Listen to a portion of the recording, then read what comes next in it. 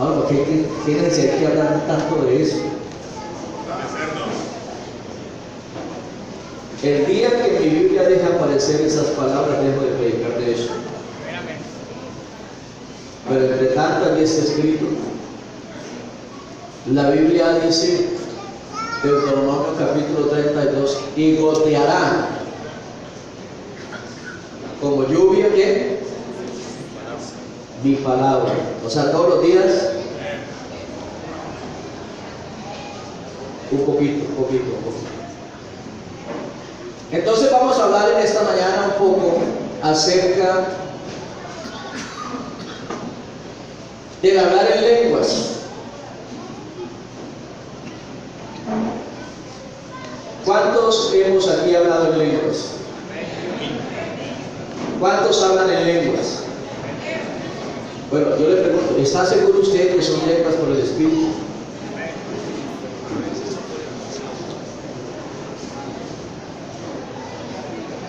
Porque algunos creen que hablar en lenguas es simpa la bajimba. No, repita eso, hermano, muchas veces, simpa la bajimba. Que se le enrede la letra.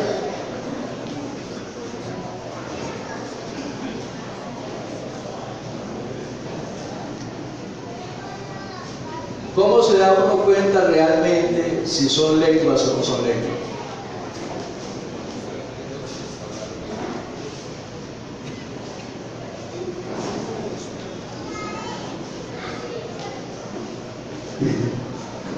Hermano, algo que no falla. Usted puede venir aquí todos los días a hablar. Ahora, yo no estoy viendo lo que usted está haciendo. Yo aquí no estoy juzgando a nadie, ni soy Dios para juzgar a nadie. Pero una cosa sí es cierta. ¿Qué dice, hermano Joaquín? ¿Cómo sabe usted que un palo cuando va creciendo de cítricos es mandarina o es limón? Bueno, que no conocemos muy bien de árboles, frutales y cosas así, pues uno ve un arbolito y dice, no, eso es de limón, ¿no? Pues sí, es de limón, ¿cómo va a decir lo que no? Pero cuando creció y le salió mandarina, se dijo, no era limón. ¿Era qué? Esas lenguas ahí no eran tanto lenguas en el Espíritu. ¿Y cómo sabe, pastor? Usted mismo está diciendo por su comportamiento. ¿Sí o no? Así que entonces dice la Biblia, porque el que habla en lenguas, fíjense esto aquí, a ver,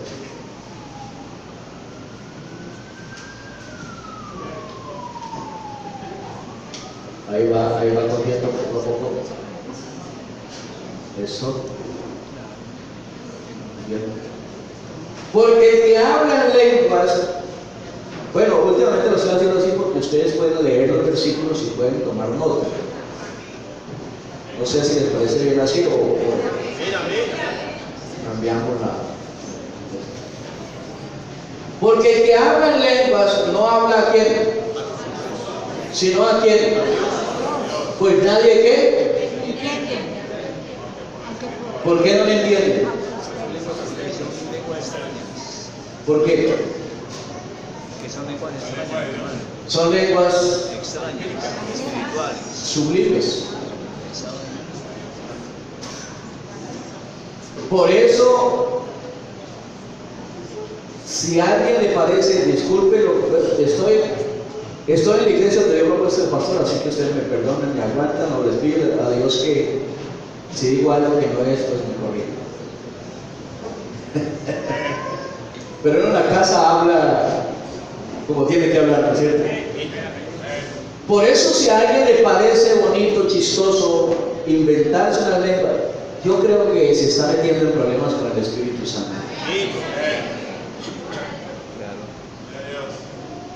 Al final no le va a servir de nada. porque ni le entiende a su hermano, ni le entiende a usted, ni se está comunicando con Dios.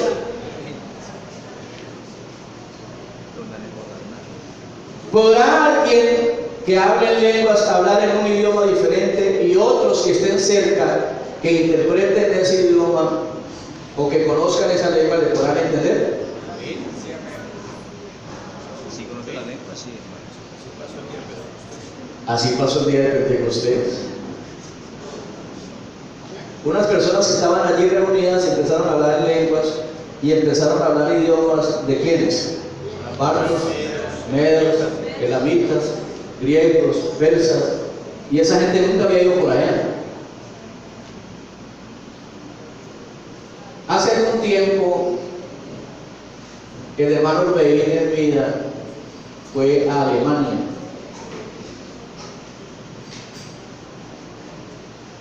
Y esa hermana que lo llevó o fue con un proyecto de la FOSO. Yo recuerdo que ya estaba en la FOSO en ese entonces. Teníamos un proyecto de algunos alemanes que iban a hacer unos aportes para unos colegios, unos de niños especiales, y otras cosas aquí. Entonces el hermano Orbey fue a ver qué posibilidad había de conseguir algunos recursos. Pero la hermana que lo llevó, sí hizo esta tarea, pero ella, como dicen por ahí algunos, lo llevó a una refán un día. Él no iba preparado para eso. Y el hermano Rey y la hermana Renate, que es alemana, llegaron a esa refán. Y claro, había como 4 o 5 alemanes allí. Y la hermana Renate le dice al hermano Rey, arranque, háblenos de Dios. Y dijo el hermano Rey, ¿y yo ahora cómo le hablo a esta gente? Si me trajo hablando español, ahora cómo verá yo hablando alemán. Lo cierto es que él dice que empezó a hablarles de Dios, a hablarles de Cristo. La hermana Renata empezó a traducir, a hablar lo que el hermano decía y traducía en alemán. Pero él dice que hubo un momento que el Espíritu de Dios lo tomó. Demos gloria a Dios. El que mío lo hago poner de pie y me saluda en alemán. Y dice que el Espíritu de Dios lo tomó y él empezó a hablar en lenguas. Y cuando terminó, vio que algunos de ellos estaban llorando. Entonces él le preguntó a la hermana Renate, ¿qué pasó? ¿Qué dije?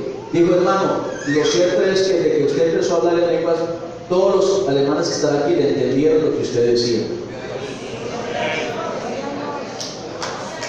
Amén. Amén. Por eso, el derramamiento del Espíritu Santo, el derramamiento del Espíritu de Dios para llenar y morar en las personas fue profetizado en el Antiguo Testamento y se cumplió en Pentecostés, en el libro de ¿qué? ¿Qué libro? Hechos, capítulo ¿qué? Capítulo 2. Y el versículo 16, cuando las personas que ven ese culto que hay allí, y que hay un mover y hay un alboroto y algo está pasando, parece ser que nosotros los pentecostales hemos sido alborotadores o alborotados, como decía, orgullosos más bien desde el comienzo. Amén. Alguien los empezó a juzgar y dijeron, esa gente está borracha, un poco de locos. Están borrachos. Entonces el apóstol En su primer discurso, el apóstol Pedro, poniéndose en pie, dice, con los 11 alzó la voz y les habló diciendo: varones judíos y todos los que habitáis en Jerusalén, esto sea notorio en vosotros que oíd mis palabras, porque no están ebrios, como vosotros suponéis, puesto que es la hora tercera del día. ¿Y cuál es la hora tercera? Está muy temprano. Para estar borracho a esa hora, normalmente toma por la noche. Es la hora tercera del día, mas esto es lo dicho por el profeta Joel: y en los postreros días, dice Dios, derramaré de mi espíritu sobre toda carne, y vuestros hijos y vuestras hijas profetizarán, vuestros jóvenes verán visiones y vuestros ancianos soñarán sueños, y de cierto sobre mis siervos y sobre mis siervas en aquellos días derramaré de mi espíritu y profetizarán. ¿Cuántos creemos esas profecías en esta? ¿Cuántos creemos que eso es para nosotros en esta? Entonces, este evento fue predicho en el Antiguo Testamento también. En Isaías capítulo 44 versículo 3, Dios dijo a Israel: porque yo derramaré agua sobre el sequedal y ríos sobre la tierra árida. Mi espíritu derramaré sobre tu generación y mi bendición sobre tus renuevos. ¿Cuántos creemos en las profecías del Antiguo Testamento? ¿Cuántos creemos que lo del Antiguo Testamento también es para nosotros? ¿Todo?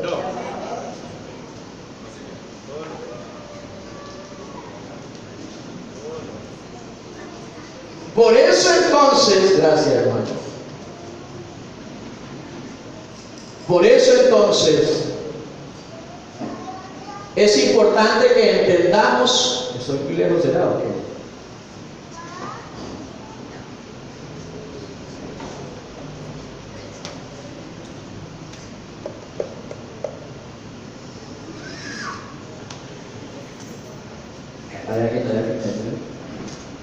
Pero la pila no. Es importante entonces que entendamos la diferencia entre la señal de ¿qué? De hablar en lenguas y el ¿qué? Y el don de lenguas.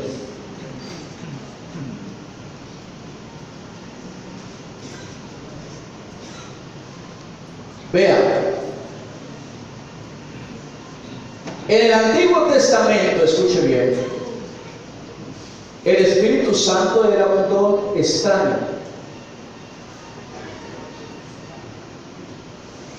que solo se daba a unas pocas personas, y por lo general por periodos cortos de tiempo.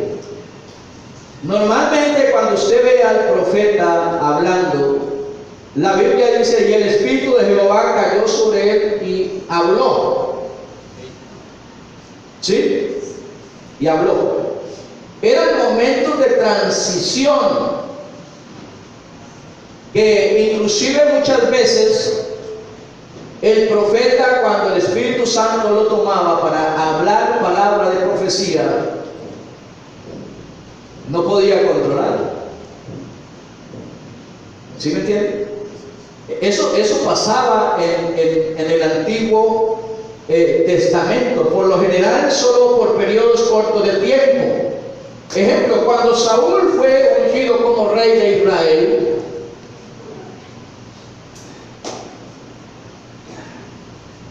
lo devuelve un poquito. Cuando Saúl fue ungido como rey de Israel, el Espíritu Santo vino sobre él. Pero cuando Dios retiró su bendición de Saúl, ¿qué pasó con el Espíritu Santo? Lo dejó. El Espíritu Santo también venía por tiempos o temporadas específicas. Por ejemplo, en la vida de Otoniel, Jueces capítulo 3, versículo 10. En Gedeón, Jueces capítulo 6, versículo 34. En Sansón, Jueces capítulo 13, versículo 25. Para permitirles, escuche bien, hacer su voluntad y servir a Israel. Pero en Pentecostés, el Espíritu Santo fue derramado sobre todos los creyentes en Cristo y vino para quedarse. ¿Cuánto lo creemos así? Amén. Es una promesa. Cuando los profetas, cuando los discípulos y apóstoles pensaron que quedaban solos, Él dijo: no os dejaré ¿qué? Huérfanos. ¿Enviaré a quién? Ahí es donde algunos entienden o creen que es que va a enviar, manda a otro. A otro. Y yo les pregunto a ustedes, ¿cómo nosotros creemos que Jesucristo es el Espíritu Santo, que Dios es el Espíritu Santo? En este versículo, cuando dice la palabra: no os dejaré ¿qué? ¿Quién deja huérfano cuando fallece o desaparece? Entonces, ¿y quién está hablando? Entonces decimos que Jesucristo es ¿quién? Es el Padre y es el Espíritu Santo. Amén. Amén. El Espíritu Santo entonces vino para quedarse. Amén. Oiga, ¿usted se imagina esta iglesia sin el Espíritu Santo? ¿Qué pudiera hacer? ¿Qué pudiera hacer? ¿Usted cree que hubiera crecido como ha venido creciendo? ¿Qué tal que en esta iglesia no se moviera el Espíritu Santo, sino el espíritu de alguien? El espíritu de los diáconos, el espíritu del pastor, el espíritu de los líderes, el espíritu de un comité tal.